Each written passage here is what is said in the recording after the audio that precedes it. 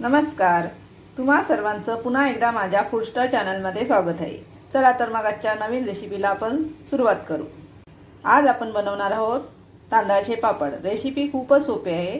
चला तर मग लगेचच रेसिपीला आपण सुरुवात करू. त्यासाठी मी इथे 1 वाटी तांदळाचं पीठ घेतलं आहे. इथे मी कढई घेतली आहे. 1 ते 1.5 वाटी आपल्याला हे पाणी घ्यायचं आहे. मी पाणी घेतलं आहे आणि ही आता पाऊण वाटी पाणी आहे. आता आपल्याला हे पाणी गरम करायला ठेवायचं आहे. इथे मी पाणी गरम व्हायला ठेवलं आहे. इथे मी जिरं घेतलं आहे 1 ते 1.5 चमचा. आपल्याला हे जिरं वाटून घ्यायचं आहे बारीक असं. इथे मी जिरं असं जाडसर वाटून घेतलं आहे थोडंसं असं. इथे पाणी गरम व्हायला ठेवलं होतं. तर गरम होतंय पाणी, थोडंसं उकळी होते पाण्याला.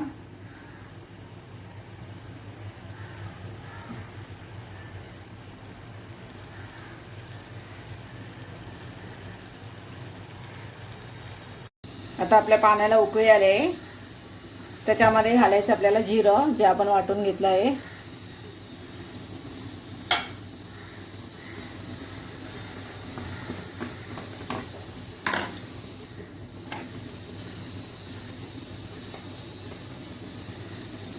नंतर चवीनुसार मीठ घालायचं आहे आपल्याला.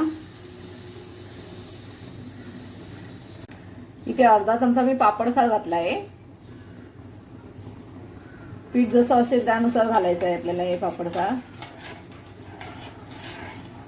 तर हे चांगलंसं मिक्स करायचं.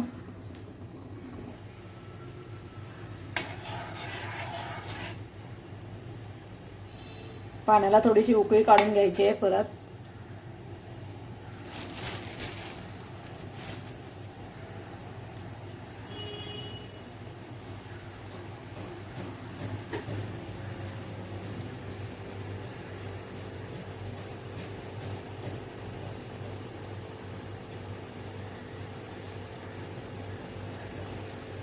पाण्याला 1 ते 2 मिनिटं अशी उकळी काढून घेतली आहे. आता त्याच्यामध्ये आपल्याला हे तांदळाचं पीठ घालायचं आहे.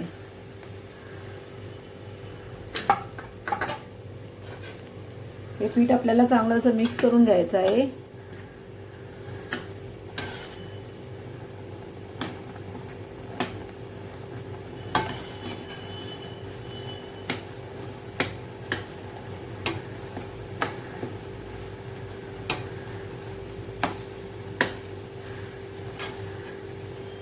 चांगलं असं पाण्यामध्ये शिजवून घ्यायचं हे पीठ.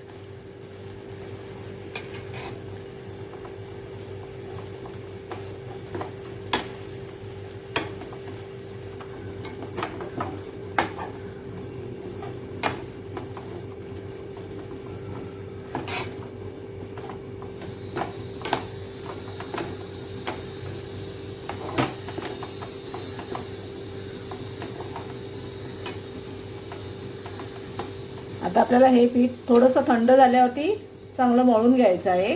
थोडं थंड करून घेऊ आपण. आता आपण हे तांदळाचं पीठ जे शिजवून घेतलं होतं, उकड काढून घेतली होती, ते याच्या ताटामध्ये काढून घेतलं आहे. थोडं थंड झालं आहे. आता चांगलं असं मळून घ्यायचं. गरमच आहे अजून, पण चांगलं असं एकजीव होईपर्यंत मळलं पाहिजे हे.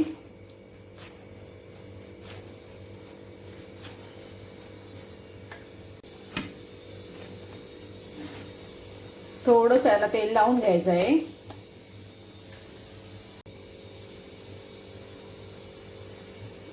थोडंसंच लावायचं आहे.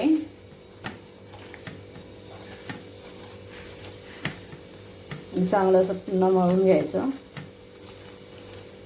चांगलं असं एकजीव झालं पाहिजे.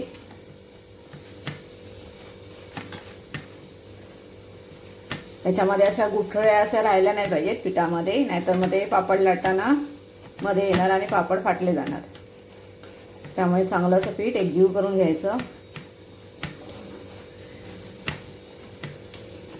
अशा प्रकारे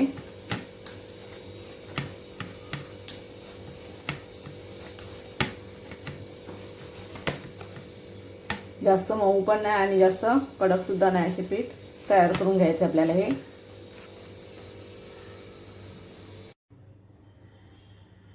आता आपल्याला याचे छोटे छोटे गोळे करून घ्यायचे आहेत आणि पापड लाटायचे. थोडे असे छोटे छोटे गोळे करायचे आहेत आणि पापड लाटून घ्यायचे. गोळा असा चांगला गोळ हे करून घ्यायचं. नंतर थोडंसं पीठ लावून घ्यायचं त्याला.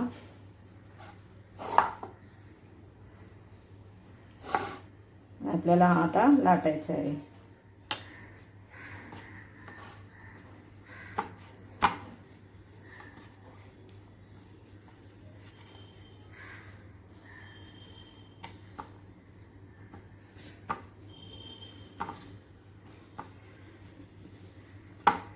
सर्व बाजूने एकसारखा असं लाटून घ्यायचं आहे. अशा प्रकारे सर्व पापड आपल्याला लाटून घ्यायचे आहेत. आता आपला हा पापड लाटून झाला आहे. असेच आपल्याला पापड बाकीचे सर्व लाटून घ्यायचे आहेत. पातळ पापड लाटायचे आहेत, जास्त जाड नाही पाहिजे, चपातीपेक्षा थोडे पातळ पाहिजे. असेच आता आपल्याला बाकीचे सर्व पापड लाटून घ्यायचे आहेत. चला तर मग मी दुसरा पापड लाटून घेते, हा ठेवून देते. असाच एक छोटा गोळा घ्यायचा आहे. चांगलं असं त्याला मळून घ्यायचं. पुन्हा पिठामध्ये थोडंसं बुडवून घ्यायचं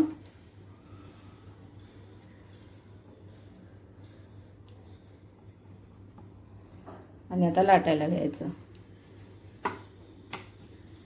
सर्व बाजूने एकसारखा असा पापड लाटून घ्यायचा आहे.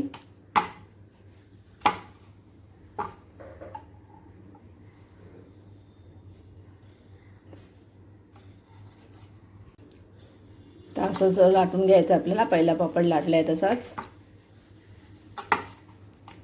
वाटलं तर थोडंसं पीठ लावून घ्यायचं, चिकटत असेल तर.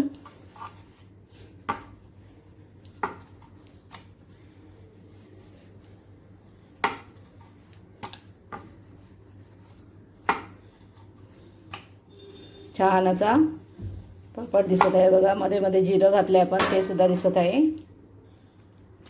बघा. असेच बाकीचे पापड सुद्धा मी लाटून घेते.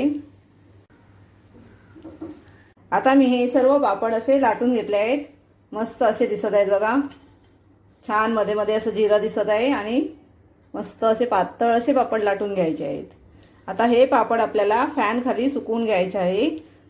फॅन खाली 2 दिवस लागतील सुकायला, नाहीतर उन्हामध्ये तर एका दिवसामध्ये सुकून चांगले निघतात. आता आपले हे पापड पूर्णपणे सुकून असे कडकडीत असे तयार झाले आहेत. फॅन खाली सुकून घेतले आहेत. 1 ते 1.5 दिवसामध्ये हे पापड सुकून तयार झाले आहेत. आता आपण पापड हे फ्राय करून घेऊ. यासाठी मी ते कढईमध्ये तेल घेतलं आहे. तेल चांगलं असं गरम करून घ्यायचं आहे. आता आपण पापड फ्राय करून घेऊ.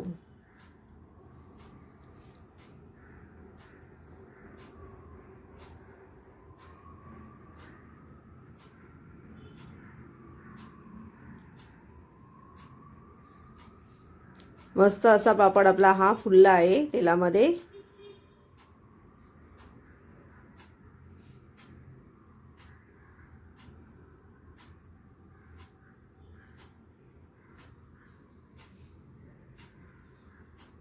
खूप छान असा फुलून निघाला आहे बघा.